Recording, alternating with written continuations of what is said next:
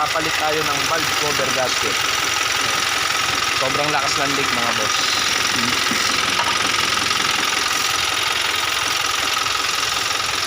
Okay, patay mo na muna tol.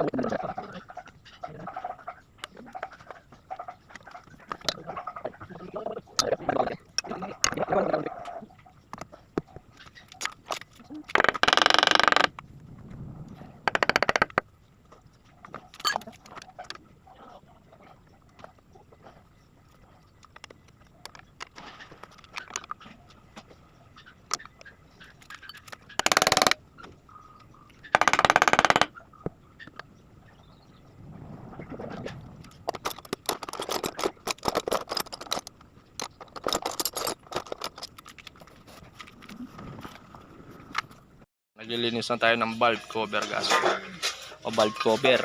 Yung kanyang gasket, eto, wala pa naman putok mga boss. Yan, alalayan natin ng beta gray. Pinapalinis ko kay Robert yung valve cover. Yan, ano masabi mo Robert? Malinaw to. Malinaw pa sa malinaw to. Ayan. Kailangan malinis to. Mga boss, nakakabit na natin yung valve cover gasket. Itong valve cover niya, nakabit na natin yung kanyang gasket.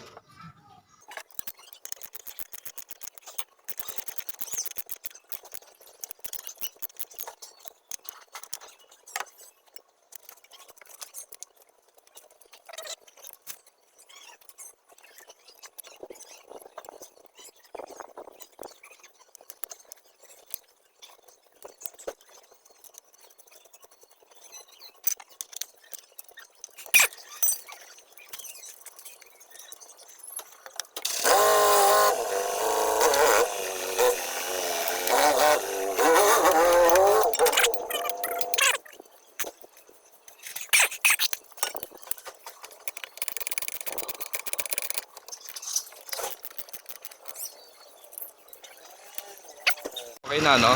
Nakabit na natin ang valve cover gasket. Ayan, wala nang leak. Ayan, inalalayan na lang natin ng beta gray kasi okay pa naman ang kanyang gasket. Ayan, buhay ng makina mga boss. Wala nang leak. So yung kanina, malakas na yung leak niya, no? Pag umandar, makikita mo na magbabasa na ng langis. Ngayon wala na po. Yun yung napagtiran. Sabi ko, wala na yan. Mga dati na lang tagas yan.